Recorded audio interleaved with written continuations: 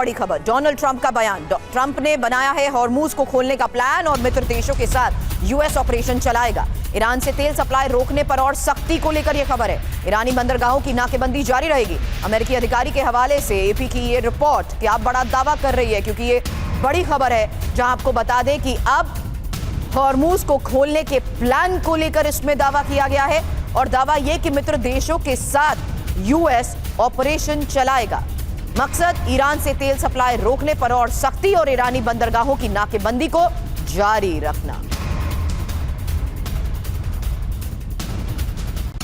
और एक और बड़ी खबर, यूएस की सैन्य तैयारी पर इजरायल का दावा।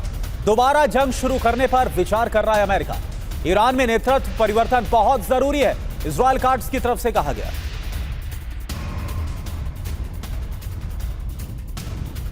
अमेरिका की सैन्य तैयारी पूरी है और अब अमेरिका की इसी तैयारी के बाद इजरायल भी अलर्ट है। इजरायल ने ईरान पर हमले की तैयारी शुरू कर दी है। इजरायली एयरफोर्स ने लड़ाकू विमानों की तैनाती बढ़ाई है। नेतन्याहू ने ट्रंप की तैयारियों की भी जानकारी ली। टाइम्स ऑफ इजरायल के हवाले से खबर।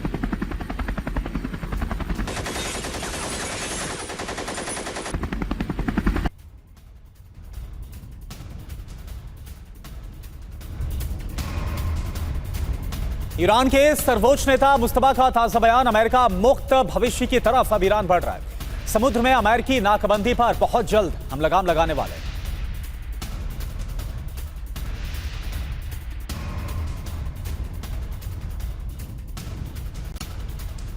तो ईरान पर अमेरिकी हमले की आशंका बढ़ चुकी है और ये आज की सबसे बड़ी खबर है, जहां ईरान पर बड़ा हमला अमेरिका कर सकता है और ट्रंप ईरान पर नए हमले पर कर रहे हैं विचार। यूएस सेंट्रल कमांड आज सैन्य विकल्पों की जानकारी भी दे रहा है। तो अब वो सैन्य विकल्प है क्या, ये एक सबसे बड़ा सवाल है, क्योंकि यूएस की पूरी तैयारी और ईरान का घेराव करते हुए यूएस की तैयारी को लेकर कई दावे किए जा चुके हैं। हालांकि खबर यूएस सेंट्रल कमांड को लेकर भी है, जो सैन्य विकल्पों की ही जानकारी दे रहा है, जिससे साफ है कि अब ईरान पर नए हमले पर हो रहा है विचार।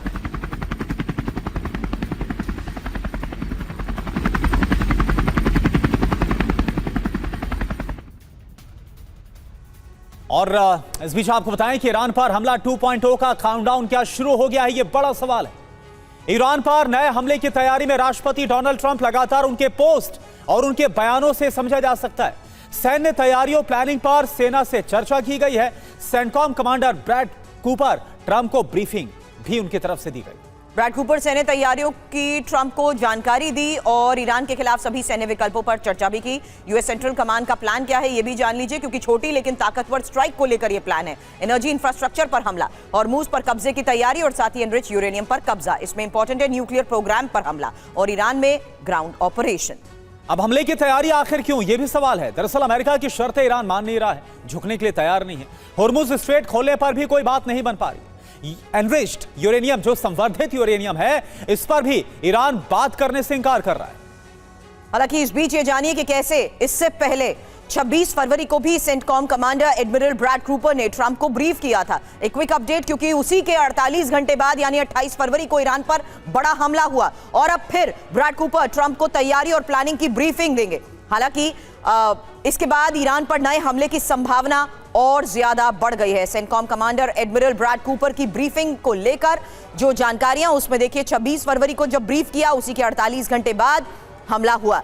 आज फिर ब्रीफिंग, लेकिन सवाल यही कि क्या फिर होगा हमला।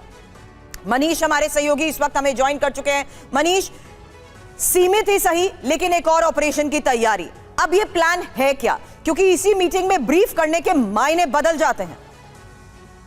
बिल्कुल, देखिए दो बातें हैं। पहली बात तो ये कि इस मीटिंग को लेकर मैं आपको बताऊं कि इजराइल में क्या चल रहा है, कि इजराइल वाले का मानना यह है कि अगले हफ्ते तक इस ब्रीफिंग के बाद युद्ध शुरू हो जाएगा। और जैसा कि हम लोग बता ही रहे हैं कि पिछली बार जब 26 फरवरी को एडमिरल ब्रैड कूपर ने ब्रीफ किया था, तो उसके महज 2 दिन के बाद ही युद्ध शुरू हो गया था। तो इस मीटिंग को लेकर न केवल भारत में बल्कि पूरी दुनिया में चर्चा है कि इसके बाद क्या होगा। तो इजराइल में इस बात को लेकर चर्चा है कि अगले हफ्ते तक युद्ध हर हालत में शुरू हो जाएगा।